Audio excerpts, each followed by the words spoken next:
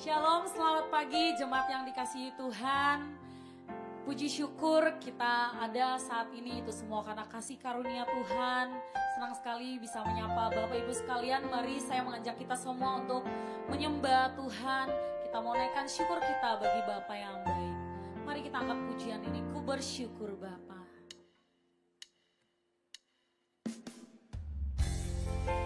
Kami bersyukur buat kasih setiamu Tuhan yang melimpah dalam hidup kami Tuhan. Terima kasih Yesus. Banyak yang kau perbuat di dalam hidupku. Rancangan indahmu terjadi di hidupku.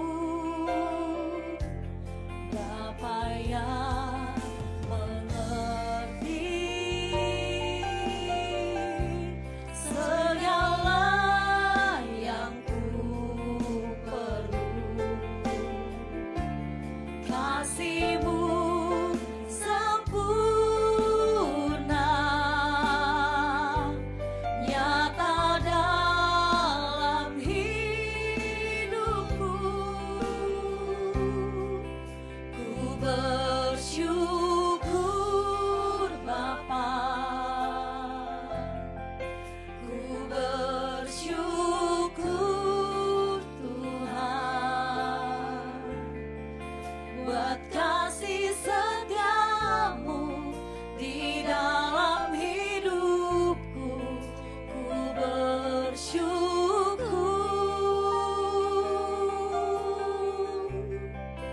ku bersyukur Bapa, ku bersyukur Tuhan buat kasih setiamu di dalam hidupku. Ku bersyukur Tuhan. Kami mau selalu bersyukur padamu. Kau baik Tuhan. Banyak yang kau perbuat dalam hidup kami Yesus. Terima kasih Tuhan. Mari kita ulangi pujian ini dengan penuh ucapan syukur bagi Dia. Banyak yang kau perbuat di dalam hidupku. Rancangan indahmu terjadi di hidupku. Bapa yang mengerti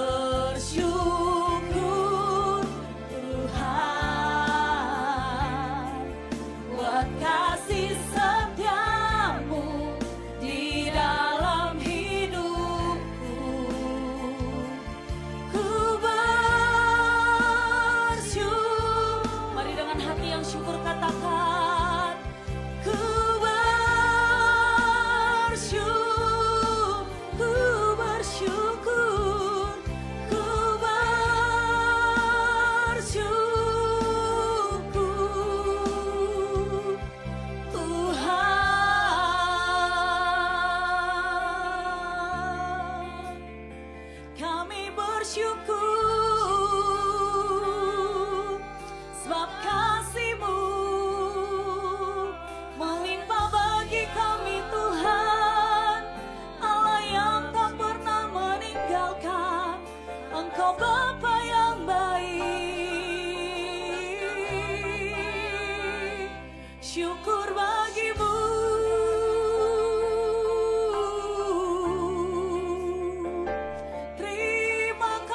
Terima kasih, ini nyanyian hidup kami.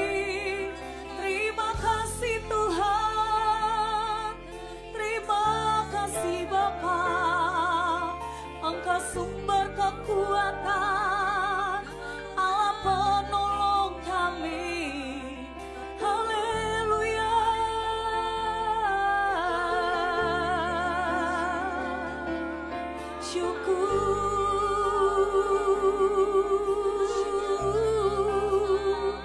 Syukur bagi-Mu. Mari kita angkat segala pujian kita bagi Dia, Allah yang layak disembah. Kita bersyukur atas segala kasih setia dalam hidup kita. Dia Bapa yang baik, Dia peduli, Allah yang menuntun, Allah yang menyertai.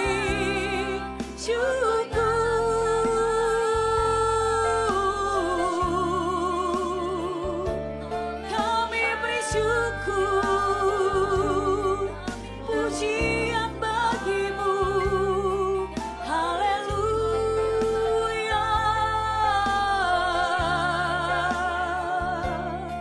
Terima kasih, terima kasih, terima kasih Tuhan, Engkau baik. Biar segala bangsa menyembah Tuhan, jiwa roh kami mau memuji-muji Engkau Bapa, Engkau penyelamat jiwa kami Tuhan. Mari kita naikkan pujian ini. Yesusku, penyelamatku, tiada yang seperti Engkau. Setiap hari ku memuji keajaiban kasih-Mu.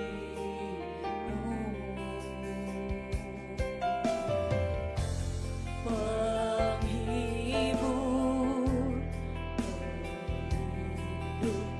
menara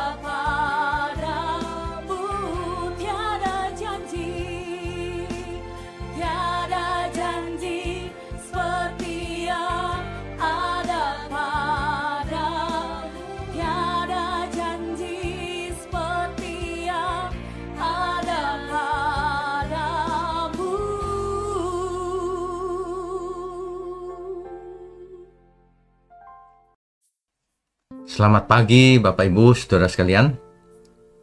Shalom untuk kita semua.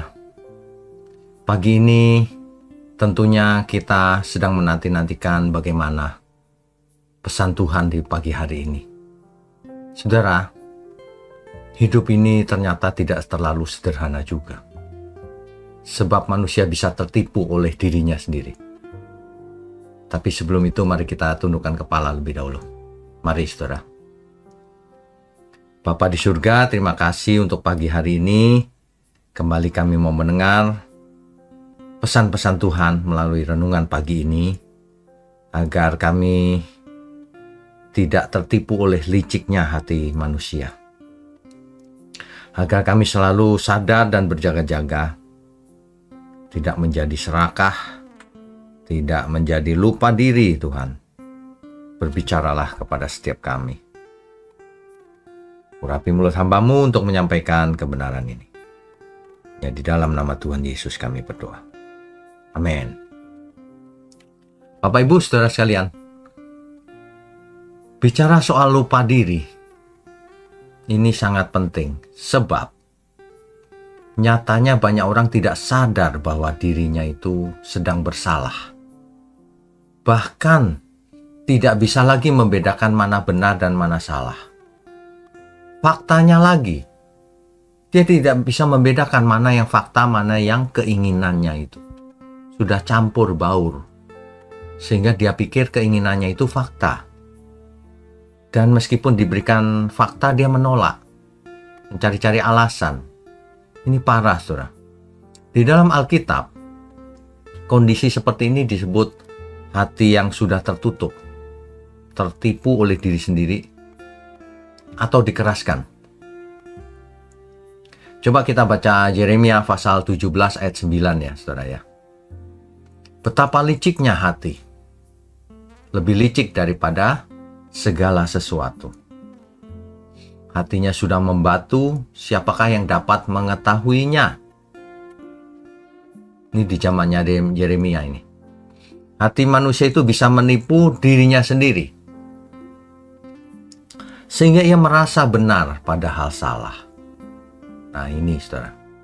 Ya. Apa ukuran benar dan salah? Tentu saja bukan keinginan diri sendiri. Ukurannya Alkitab. Ukurannya adalah Tuhan sendiri. Ya. Di Roma pasal 1 ayat 21 sampai 22.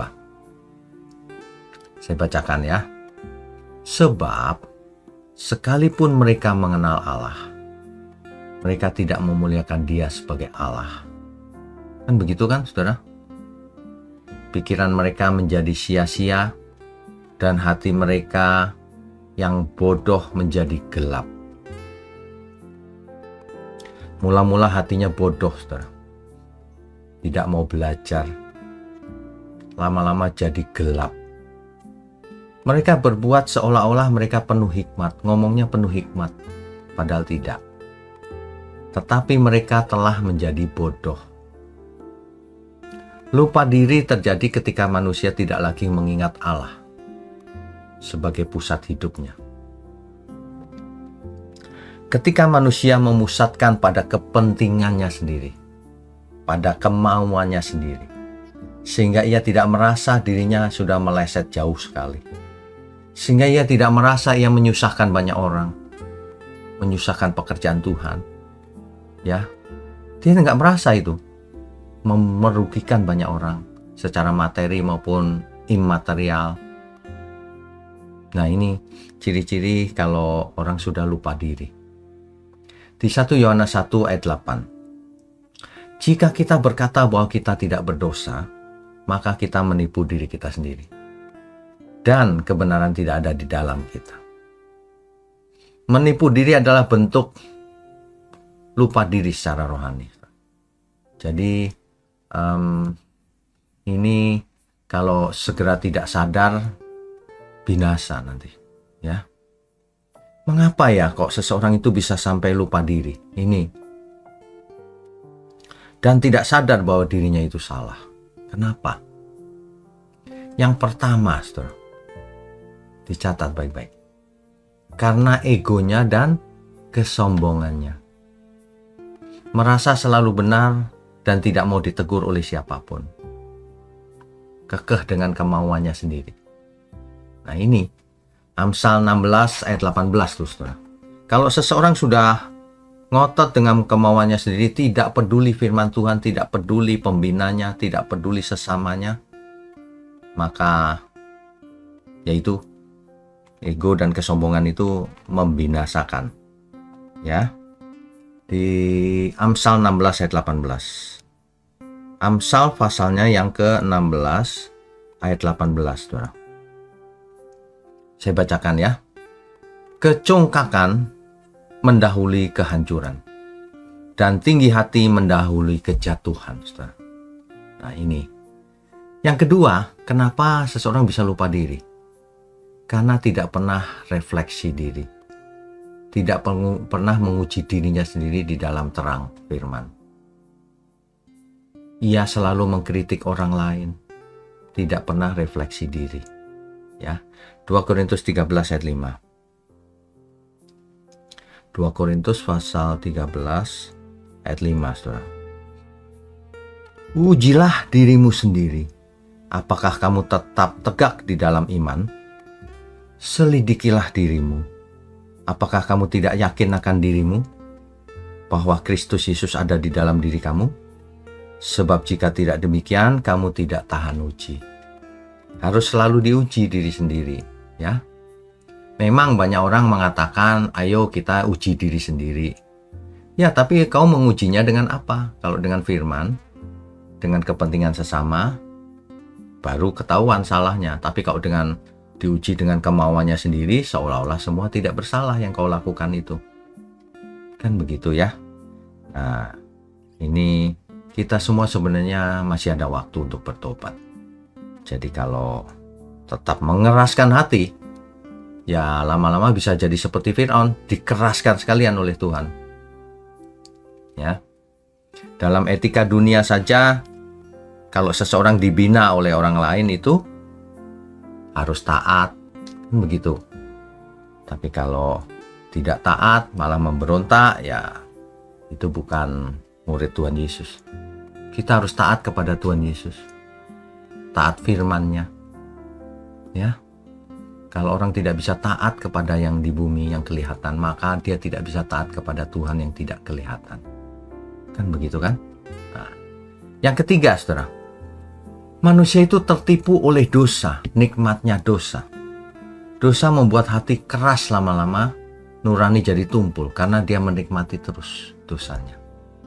Itu menyebabkan seseorang lupa diri lama-lama karena sudah biasa hidup dalam dosa. Ibrani 3 ayat 13, saudara. Ibrani pasal 3 ayat 13. Tetapi nasihatilah seorang akan yang lain setiap hari, selama masih dapat dikatakan hari ini, supaya jangan ada di antara kamu yang menjadi tegar hatinya karena tipu daya dosa. Lama-lama keras hatinya. Ya, menikmati. Nah, itu dia. Ya. Dan yang jelas orang seperti itu tidak mau bertobat. Ketika segala teguran itu dianggap serangan, maka orang itu tidak bisa bertobat lagi. Kenapa? Karena nanti ditegur Roh Kudus pun dia defensif, membela diri. Ya. Nah, ini yang pagi ini harus kita buang dari hidup kita, saudara. Kalau ditegur itu lembutkan hati, ya, jangan mengeraskan hati, ya. Harus belajar, kita semua mau ditegur. Orang bijak itu menerima teguran, orang bebal itu menolaknya, sehingga binasa, ya. Kita harus peka terhadap kehendak Tuhan. Kadang-kadang orang yang lupa diri atau mengeraskan hati itu selalu tidak mendengar suara Tuhan. Yang didengar suara hatinya sendiri. Ya, setiap hari kita harus rendah hati, memeriksa diri sendiri. Sebab kalau tidak, ya tidak terjadi koreksi, terus saja menuju kebinasaan. Ya. Seperti seorang supir yang sudah salah jalan.